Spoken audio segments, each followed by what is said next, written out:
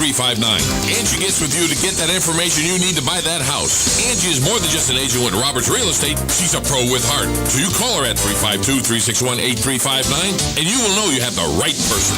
I'm Angie Umpleby, and I'm looking forward to working with you when you call me at 352-361-8359. That's 352-361-8359. Broadcasting from the Paddock Mall Studios, this is WOCA, Ocala, Gainesville, The Villages, 1370 AM, 96.3 FM, The Source.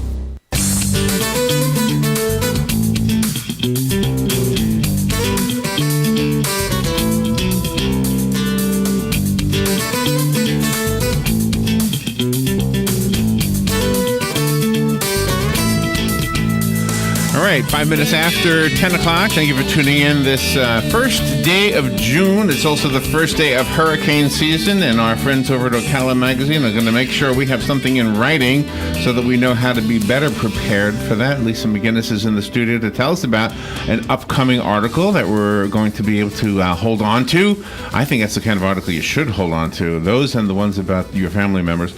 And Lisa's guest today is Nick Zoller. Nick is the Director of Public Relations for Marion County. We're talking to Nick and Lisa about hurricane preparedness. So good morning, Lisa. Good morning, Nick. Good morning. Good to see you both. Nice to meet you, Nick. Nice to meet you as well. Yeah, this is it's a scary thing. We sort of kind of take it. Let's see, what's a good word for not caring? For granted. For granted, that's a good one. Yeah, we sort of like just brush it off. But then when it comes here, were either of you in town in 2004? Do you remember that one? No. Lisa, were you? No? I was not here, but my husband was, and he still talks about that. Oh my gosh. We had like 4 in a row, 2 that hit us, I think, directly. I don't know if technically it was directly, but we were in the Cascades at that time, and the water, are you familiar with the Cascades? Yeah, you were on the bottom level. Right. The water was... And the water from the pond came up as high as the bottom step of the stairs. Yeah. There were turtles outside the window. There was water in the studio. Thank goodness we were giving away Pepsi products because we raised all the electronics on the Pepsi cans. Yeah, that was great. I used Pepsi cans as pedestals. Yeah, Pepsi. Wow. Yeah.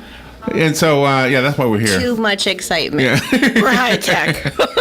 But the turtles were everywhere. I didn't know there was so many turtles in there. Anyway, so that's my experience. And the tree fell down in my yard. Thank goodness nobody got hurt. Yeah. And the whole town was a mess.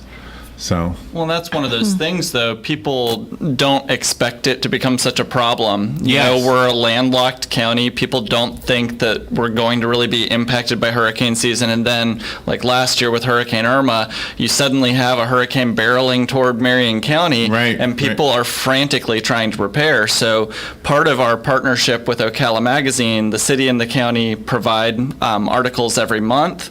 And we partnered with the city this month to do a joint article on hurricane preparedness because really now's the time to get ready. It's not when there's 72 hours from a hurricane landfall that you should start preparing. Wow.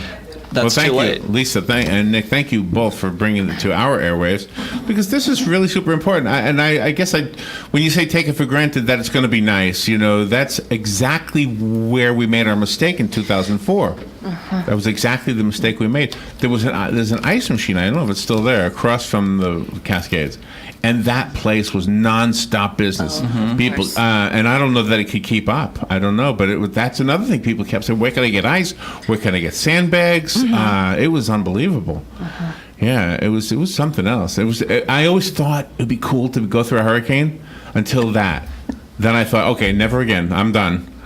Right? Yeah. Yeah. And another thing that happened afterwards is everybody started getting generators.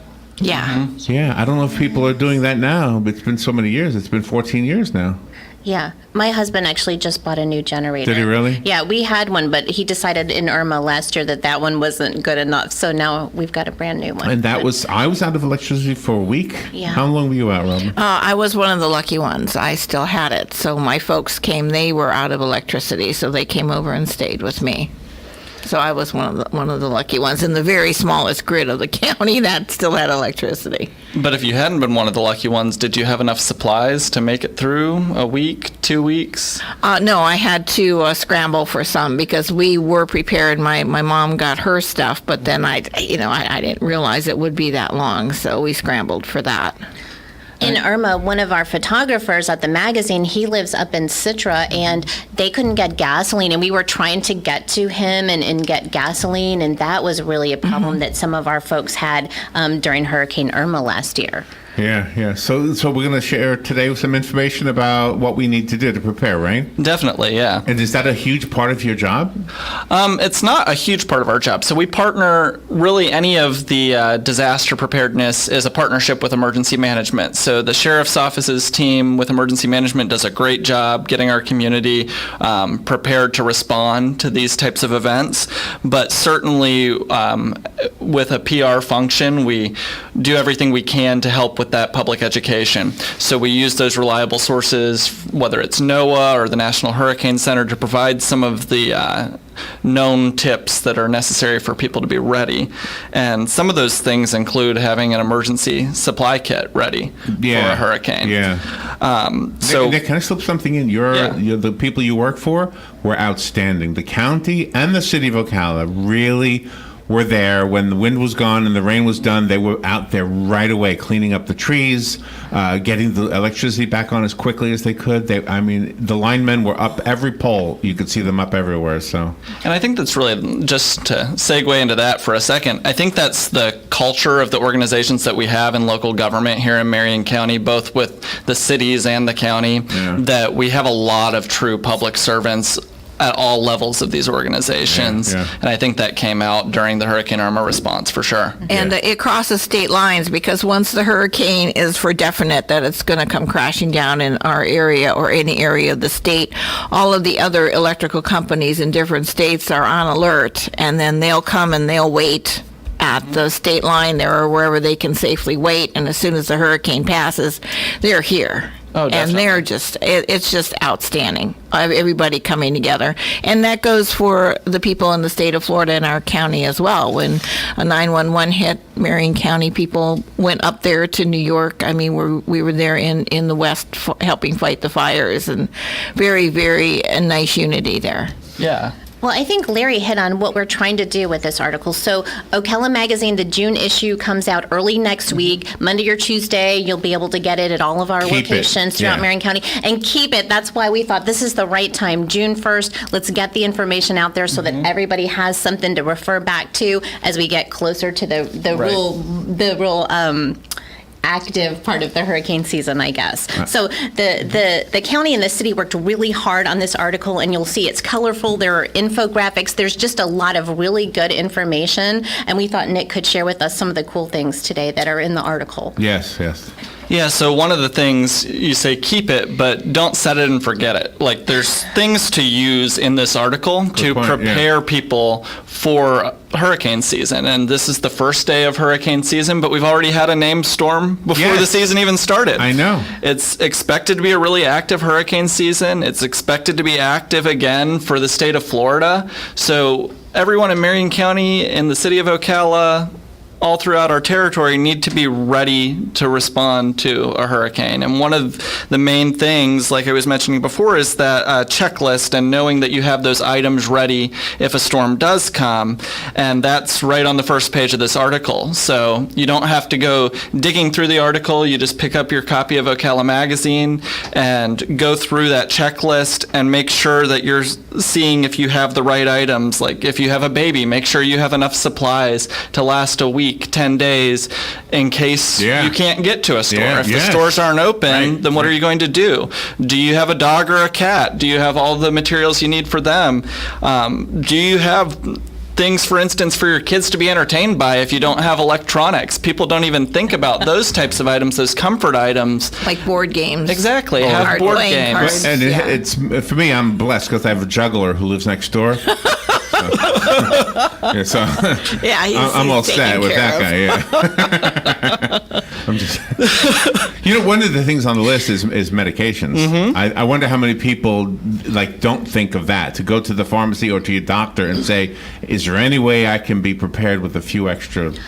Well, and when there's a declared emergency, there are provisions in place to allow pharmacies to give you that additional bit of supply and whatnot. Mm-hmm. So there are certain laws in place to help people get those supplies, but some things like that, they might have to wait until there's been a declared emergency.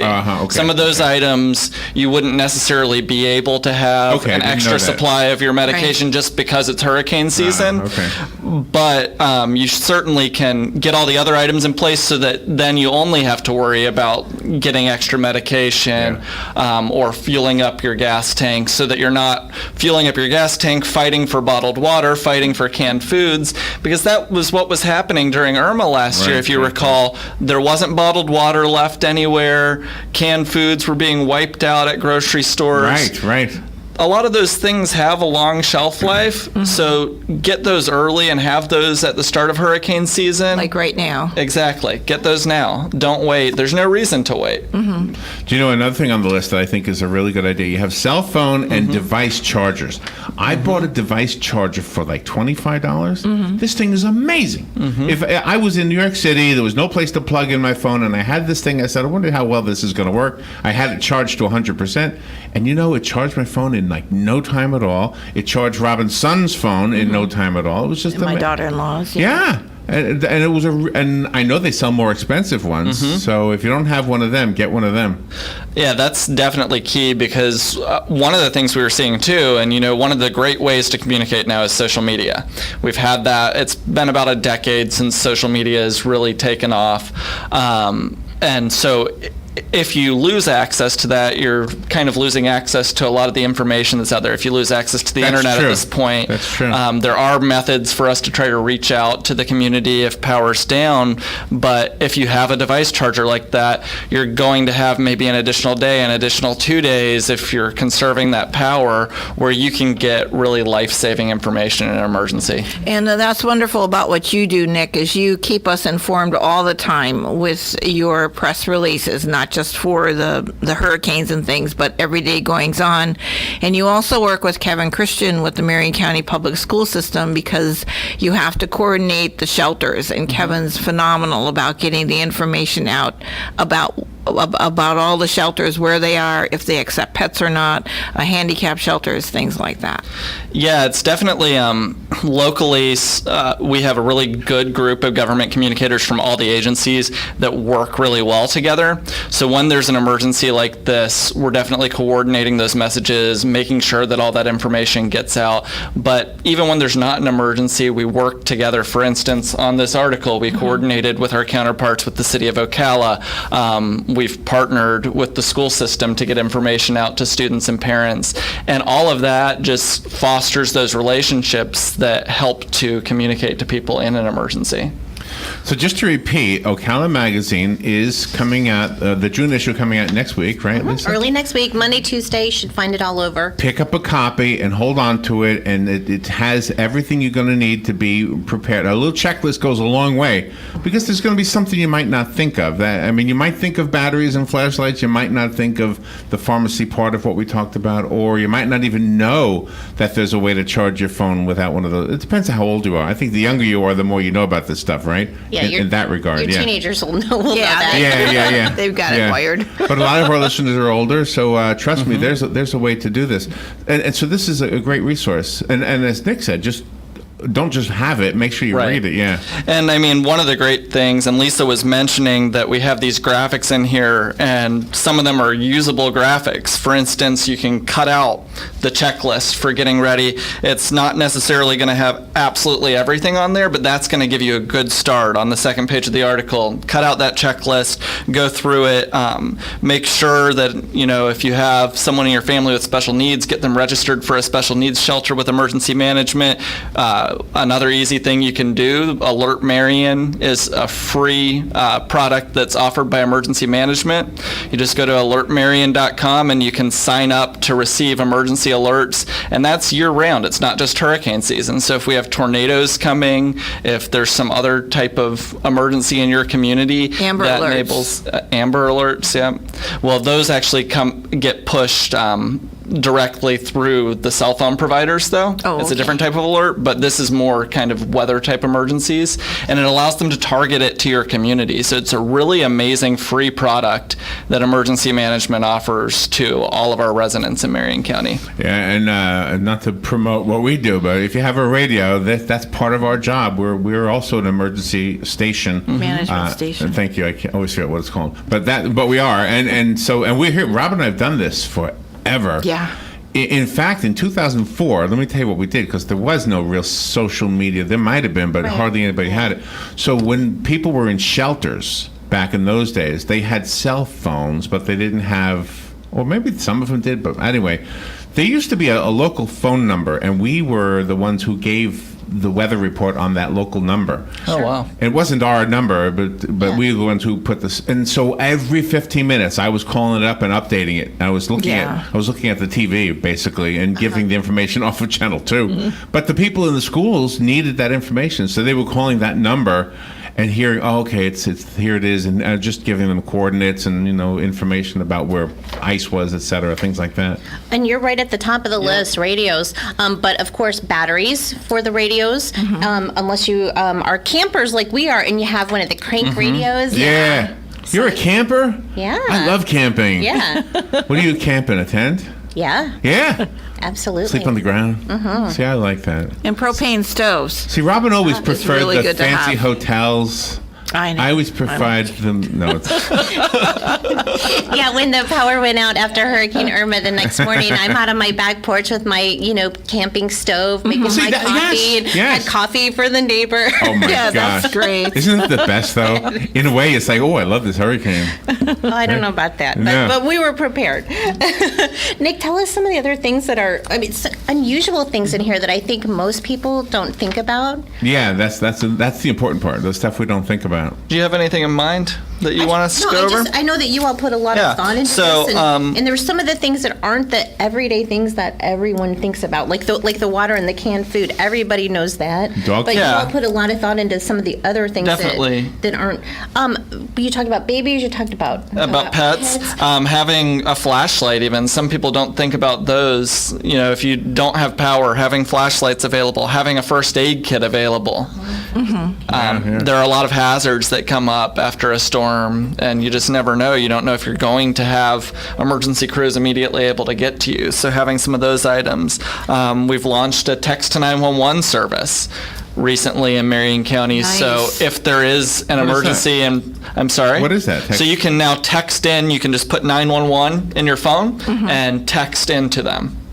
So we still prefer that you call, but for instance, if there's an emergency going on and you want to get your information into that queue and just let 911 know what's going on in a hurricane, for instance, you could go ahead and text that information in. That's a new service that just launched in May. Wow. And then beyond that, just remaining educated throughout hurricane season. I think a lot of people wait until we're sounding the alarm. But for myself, since this is something where I would end up going down to the Emergency Operations Center and living there like I did last year, I'm always paying attention when something comes up in the tropics that might potentially become a tropical storm that could potentially come into the Gulf and come our way. So everyone should be looking at those kinds of things. We live in Florida.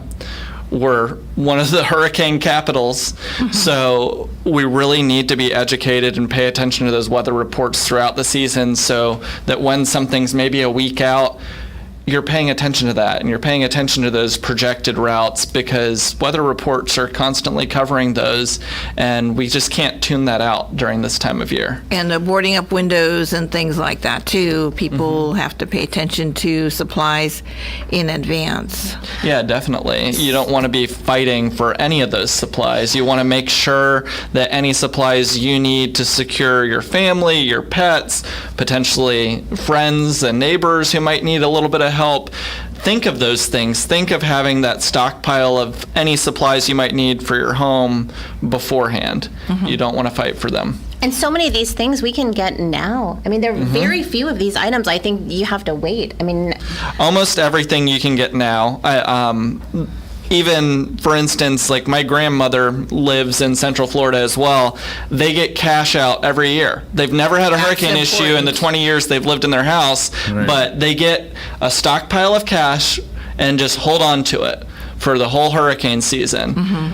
And that's what everyone should be doing, really, because ATMs, credit card machines might not be working in the aftermath of a storm, and you want to have enough cash to be able to get by until power's restored to all those critical functions. Right. And if you lock yourself out of your house, text to Facebook and Twitter that you have a stockpile of cash inside your house, and somebody will open your door for you. It's amazing how that works. Nick Zoller is in the studio, and he is here as a guest of Lisa McGinnes from Ocala Magazine. Nick is the Director of Public Relations for Marion County, and Nick and Lisa and Marion County and the City of Ocala have all teamed together to put together a hugely practical resource so that we can all be prepared better for the hurricane season. I have somebody on the phone, so you'll need to put the headsets on to be able to hear the caller. Real quick, question from me, though. Is the hurricane tax-free holiday coming up soon, or do you know when that is? very soon. I heard it. I know it's not part of what you do, but I heard it's coming up very soon. Maybe Robin knows next couple June 1st. next couple weeks. I think it's today. Yeah. Is It started today. Okay. Oh, okay. It started this today. week? Yeah, it's this week. The whole week? Okay. The whole week, Okay. yeah. Thank you for Started waiting. today. Good morning. You're on the air with Nick and Lisa. Yes, I believe Marion County, because of its location, is a destination for evacuation. Is that true? And if it's true, if we get an influx of traffic from the coastal areas, where are they supposed to go? Like to the airport, or where would that be for them to go to? So last year during the hurricane, we actually had a lot of people who were running out of gas once they got up into our area. I don't know that we're per se a destination for people to come to, but we're definitely a safer location than something on the coast. So a lot of people will either run out of gas as they get up toward the Ocala, Marion County area, or they'll decide to stop here because once you get past the turnpike, there's not a lot until you get into Marion County, where there are some hotels that start popping up. So we did have a lot of folks from out of the area who ended up utilizing our storm shelters last year and utilizing our hotel rooms.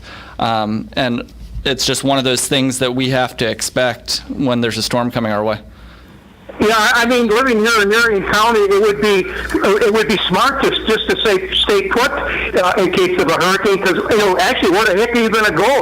If 75 is going to be a parking lot going north, and just find yourself a sturdy structure and stay put in Marion County, and go to your local tavern and have a couple beers and have some fun. I guess. There you go. Well, and we were talking about Marion County. They do a great job with the shelters. So if you don't feel safe in your home, if you're in a mobile home or you're in an outlying area and you don't feel safe, those shelters are available. And that's one of the big things. It's Marion County is one of the safer counties as far as not having as much of a storm surge concern, which is one of the big life safety issues. But last year, for instance, we were having a lot of folks deciding to stay put in non-site built homes, so mobile and modular homes, and those are not safe in any sort of winds. So you could stay in the county, but definitely get to a safe shelter, whether it's with a family member or a friend who's in a safe, sturdy home or in a public shelter. Just if there's a hurricane coming our way, please get out of those non-site built homes. Yeah, absolutely. You also talk about the aftermath. Sometimes people get anxious to leave their homes, so you have a section about that. Yeah, so in the aftermath of a storm, there are a lot of things to consider. You don't want to be going out if you've got down power lines. You don't want to risk that. A lot of times those down lines, though they've come down, are still live and very dangerous. There can be flooding on your roadway, and you don't want to try to drive through floodwaters. That's a very good way to get into a bad situation. And you really don't want to be on the roadways impeding emergency personnel from getting to people who may be more impacted than you. So staying put and staying off the roadways in the immediate aftermath of a storm is key. And also, you're going to have down traffic signals. Yes, for sure. So we've had that. During that, Yes. those are extremely dangerous. You have to treat them as a four-way stop. Lighting's probably going to be bad in some of those situations, but staying off the roads and staying out of the way of emergency personnel is key after a storm. Oh my gosh, I remember one storm coming up 200, not a light was on, not one traffic light, not one road light. It was just unbelievably dark, and there was a semi on the road with me, and I just stayed with him. I figured he's big, I'm next to him, and I can get hit from three sides. That's right. But I won't be hit from his side. I figured I was safe. So one of the things that you mentioned is sunscreen and insect repellent, and see, those are two things I wouldn't have thought of.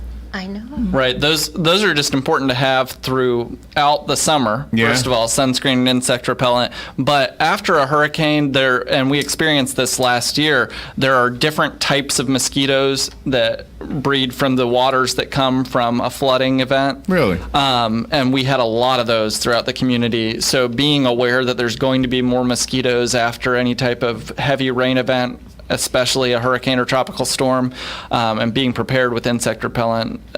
Don't think that you're going to be able to go pick some up at the store right after the storm passes. Right. And you're also encouraging people to be courteous. Sometimes people stockpile a lot of things and they forget that other people need things. So just take what your projection is for you and your family. Exactly. And to be courteous. Yeah, definitely. I think last year we saw a lot of people filling shopping carts with tons and tons of items from the grocery store. That too. Yeah. And you've got to remember that other people probably haven't prepared as well. We hope that they're going to pick up this copy of Ocala magazine and get prepared. But if you're not, don't take everything and leave others with nothing. Just real quickly, the agency that Pam Bondi works for, I don't know what she's the state attorney, but anyway, she always warns against price gouging. So the gas pumps should be reasonably priced. If it seems unreasonable, then you need to return that in as well. Not that that'll protect you, it'll just maybe keep them in line so that nobody's trying to rip you off or anything. The sales tax holiday is June 1st. That's today through the 7th. So there you go. Thank you. Thank you for this information. And thank you, Lisa, for publishing it, because I can't think of another place that actually has it in writing like this in a nice, concise way. Well, we appreciate the county and the city working hard to put all of this information together for all of us. Absolutely, so look for those magazines next week. Yeah, thank you, Lisa, and thank you, Nick. Thank you for what you do, keeping us all safe. We'll take a little break. We'll be right back.